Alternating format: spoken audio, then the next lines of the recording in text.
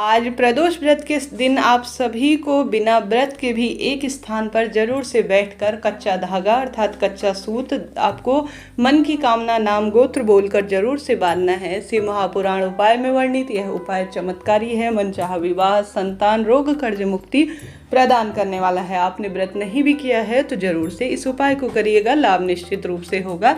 आज प्रदोष व्रत का समय जो है 5:56 से 8:25 के आसपास शुभ मुहूर्त हो रहा है। इस समय अगर आप कोई भी सर्वश्रेष्ठ उपाय, दोनों चैनलों पर शिव शक्ति चैनल और श्री शिवाय चैनल पर वीडियोस आ चुकी हैं प्रदोष व्रत से संबंधित, कृपया उन्हें देखिए और अपना जीवन सार्थक करें। आज आप सभी को बड़े प्रेम पूर्वक प्रदोष काल में, या हालांकि दिन भर में, आज की प्रदोष की तिथि है, सर्वोत्तम दिन है, आप कर सकते हैं, कोई दिक्कत की बात नहीं है।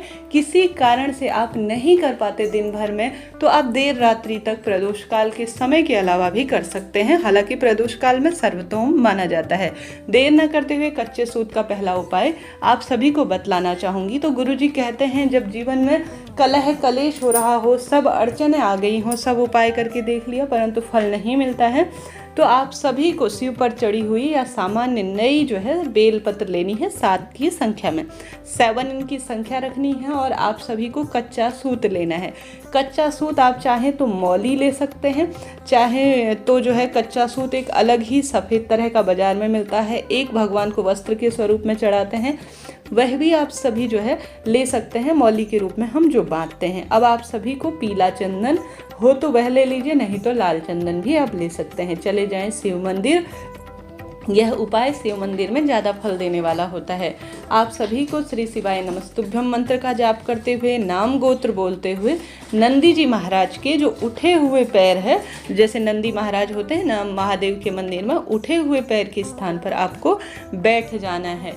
आप सभी उठे हुए नंदी जी महाराज के पैर के स्थान पर बैठें और एक के ऊपर एक बेलपत्र रखते जाएं। कितनी बेलपत्र की संख्या लेनी है?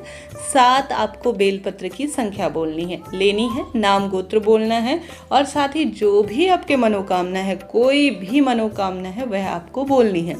साथ के साथ आप सभी को एक के ऊपर एक सभी 7 बेलपत्र लेनी है।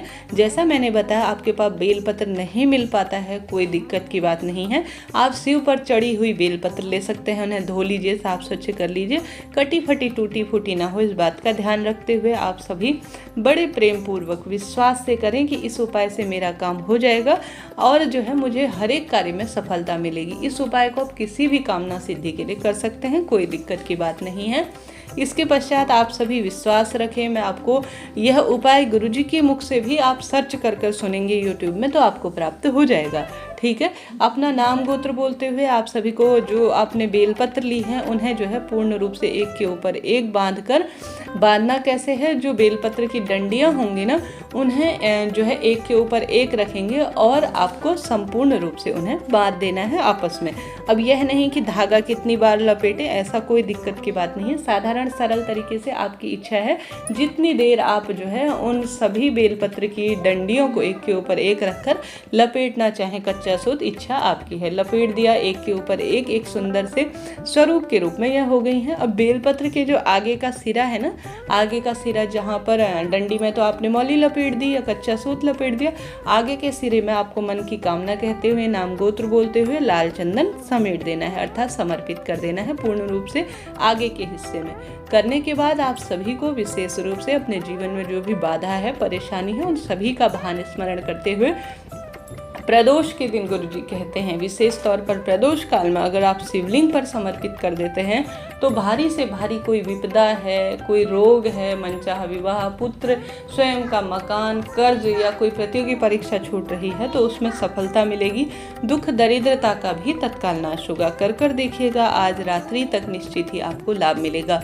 शिव मंदिर में करेंगे तो मैं जैसे कह रही थी आप सभी थे कि शिव मंदिर में अभिमंत्रित मूर्तियां हैं, सालों से प्राण प्रतिष्ठित है, सभी भक्तगण अपनी कामना लेकर महादेव के पास आते हैं तो वहां पर महादेव स्वयं एक पूर्ण रूप से ज्योतिर्लिंग के रूप में विराजमान हो जाते हैं। तो यह आपको उपाय करना है।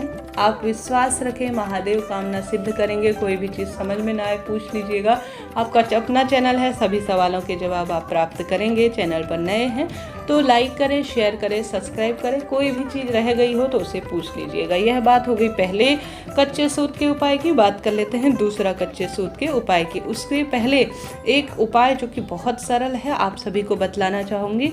आप सभी को शाम के समय प्रदोष काल में एक पात्र में पानी ले लेना है, जल भर लेना है मटके से, एक दीपक ले लेना है। जिस पात्र को आप ले जा रहे हैं शिव मंदिर, उसमें हरा मूंग, एक शमी पत्र, गुड़ का टुकड़ा और एक बेलपत्र डालकर आप सभी को चले जाना है महादेव के मंदिर में।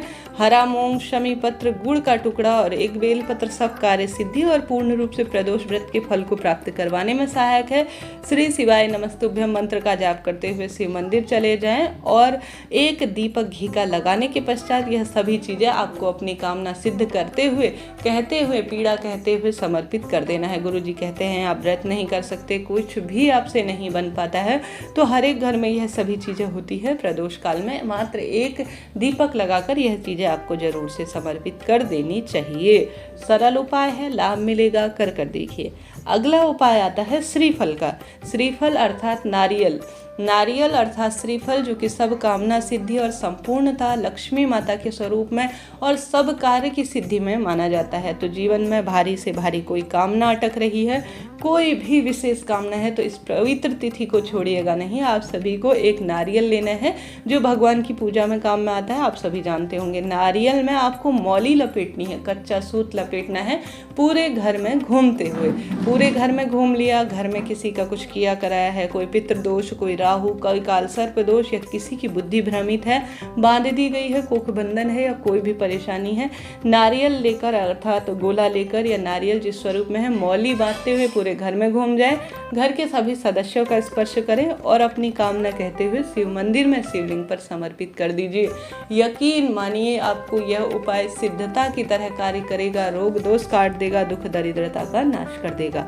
रात्रि तक समय मिले तो कर लीजिएगा, लाभ होगा। साथ ही आप सभी को आवश्यक रूप से आज जो है आप व्रत नहीं कर सके, उपाय नहीं कर सके, कोई विशेष पूजा पाठ नहीं कर सके, तो घर के मुख्य द्वार पर महादेव मेरे घर पर आएंगे तो घी का दीपक गोलबत्ती का पूर्व या उत्तर दिशा की ओर मुख करते हुए जरूर से समर्पित करना है। यकीन मानिए दुर्भाग्य दूर होगा, सौभाग्य होगा, जो चाहेंगे वह प्राप्त कर लेंगे। सरलतम भाव से जो भी कामना है कहें आज के दिन ओम नमो आज के दिन श्री शिवाय नमस्तुभ्यम या नमः शिवाय ओम, इस मंत्र के एक माला का जाप करना बहुत सिद्ध माना जाता है। साथ ही महादेव पर कोई भी एक वस्तु 108 की संख्या में, चाहे हरा मूंग चढ़ाएं, चाहे तो चने की दाल चढ़ाए, चाहे तो चावल चढ़ाए, इच्छा आपकी है। कुछ ना कुछ 108 की संख्या में मन की कामना कहते हुए जो विशेष तिथि पर शिवलिंग पर चढ़ा देता है उसके सब काम बनते हैं। सुंदर भाव से महादेव का पुष्प से श्रृंगार करें, चंदन से उन्हें श्रृंगारित करें, निश्चित ही आपका भाग्य जो है श्रृंगारित होगा। हर हर महादेव।